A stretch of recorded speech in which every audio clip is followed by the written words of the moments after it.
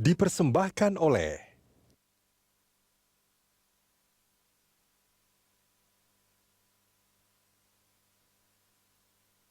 dan didukung oleh Ya, kita lanjutkan special report. Jakarta memilih saat ini pukul 11:45. Surveyor masih yang melakukan exit poll masih berada di lapangan ya. Okay. Sebagian data sudah masuk. Kalau di SMRC exit poll datanya sudah masuk 74%-an. Oke, kira-kira ditutup 100%?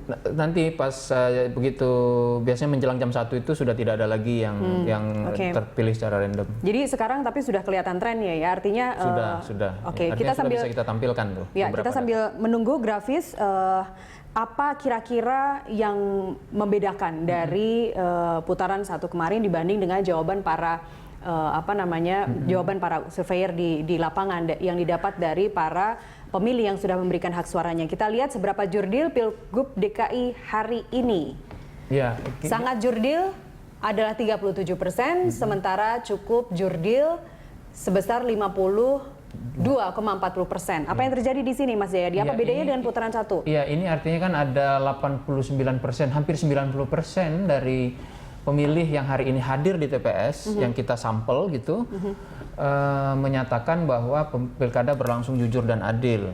Itu artinya satu hal yang sangat positif bagi pelaksanaan pilkada kali ini. Kalau pilkadanya dirasakan oleh masyarakat jujur dan adil, itu berarti kan hasilnya bisa dianggap legitimate dari perspektif masyarakat. Ya, tentu saja yang dimaksud masyarakat jujur dan adil itu adalah mulai dari proses ketika berkampanye sampai mereka datang ke TPS. Itu penilaian masing-masing walaupun subjektif.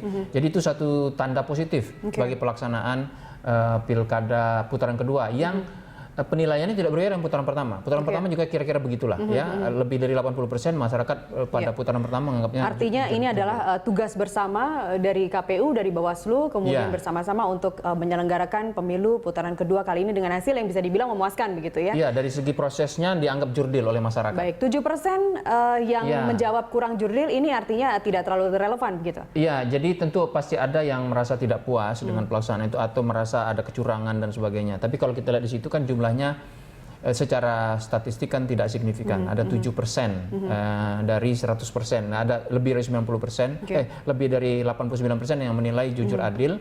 Itu artinya mayoritas warga itu menilai pilkada ini berlangsung dengan baik, dengan jujur dari segi kejujuran dan keadilan. Dengan kata lain, yang menganggap ada kecurangan misalnya, itu hampir tidak ada, hanya sekitar 7% dari warga. 7% ini dibanding 89%. Ya, kan tidak mungkin satu peristiwa akan memuaskan 100% orang, kan tidak mungkin. Pasti dan lagi pasti ada kekurangannya. Sedikit banyak pasti ada kekurangan, nggak ada yang tidak ada gading yang tidak retak. Kan? Tidak ada gading yang tidak retak. Oke, kita lanjutkan ke grafis berikutnya. Seberapa yakin hasil Pilgub menghasilkan pemimpin DKI? Sangat yakin menjawab 6% ya, 46,90. Oke, hampir 47%. Kemudian menjawab cukup yakin sebesar 44,30%. Nah, ini mirip dengan yang tadi ya, 90% lebih masyarakat DKI berdasarkan hasil exit poll ini yakin bahwa pilkada kali ini akan menghasilkan pemimpin yang lebih baik dan akan membuat Jakarta lebih baik. Apa artinya? Artinya mayoritas pemilih itu optimis dengan masa depan Jakarta, siapapun terpilih. Siapapun terpilih itu masyarakat Jakarta optimis dengan masa depan Jakarta. Ini juga satu sinyal positif bagi kita semua. Kalau tadi jurdil itu lebih terkait dengan proses penyelenggaraan, dan itu berarti kalau memang betul begitu prestasinya penyelenggara tentu saja bersama masyarakat dan paslon. Nah, kalau ini figur pemimpinnya. Figur pemimpin dan proses itu membuat masyarakat merasa lebih optimis ke depan. Ini sesuatu yang baik buat Jakarta. Iya. Jadi siapapun pemenangnya kita harapkan dari hasil exit poll ini artinya optimis masyarakat ini bahwa dia yang terbaik. Yakin dengan kedua orang ini mampu, adalah pemimpin yang cocok lah untuk Jakarta. Siapapun terpilih, either one itu adalah pemimpin yang bagus untuk Jakarta. Baik. Kita lanjutkan ke grafis berikutnya. Seberapa puas warga Jakarta dengan pelaksanaan Pilgub DKI pada hari ini? Sangat puas menjawab, ini lumayan kecil ya, 27,40. Kemudian 37. Oh, 37, oke. Kemudian yang menjawab cukup puas 54. 4,4%. Apa artinya, Mas Sama Yeri? dengan tadi, 91% lebih masyarakat secara subjektif menyatakan puas dengan pelaksanaan pilkada. Ini terkait dengan jurdil tadi. Biasanya kalau ada masalah dengan jurdil, masyarakat nggak puas gitu. Nah, jadi data tentang jurdil tadi dikonfirmasi oleh data tingkat kepuasan masyarakat ini.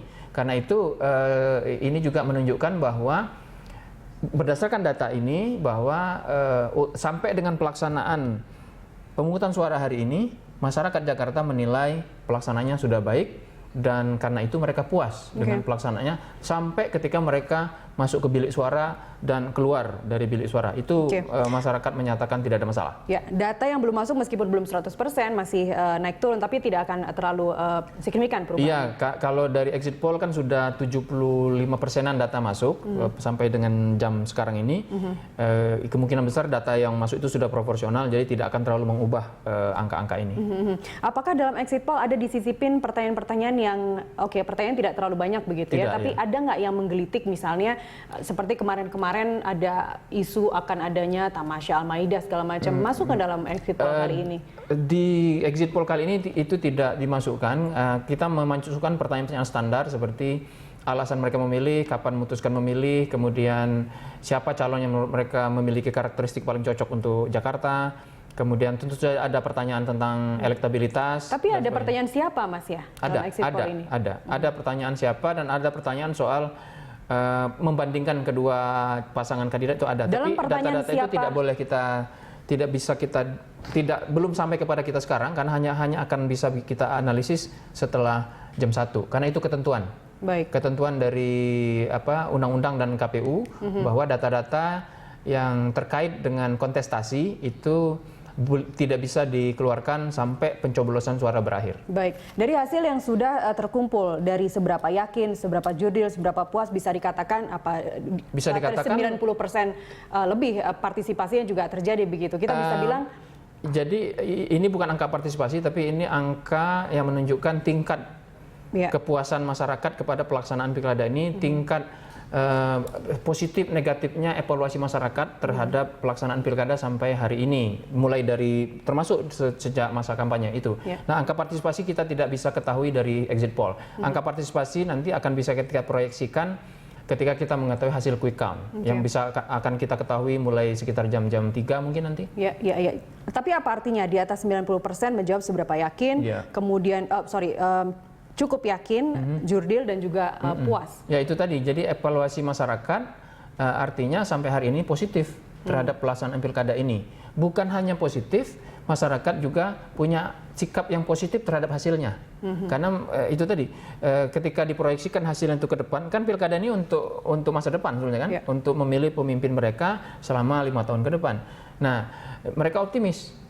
Dengan proses yang jurdil menurut mereka dan mereka puas itu, mereka optimis bahwa hasilnya akan membuat lebih baik masyarakat Jakarta itu. Ada perubahan penyusunan sampel, artinya di TPS kita dibagi menjadi 6 pemerintahan di sini nih, pembagiannya. Apakah ada perbedaannya dari putaran pertama? 1? Tidak ada. Cuma yang beda. Termasuk jumlah jumlah responden karena di putaran pertama kita melakukan exit poll di 500 TPS saja.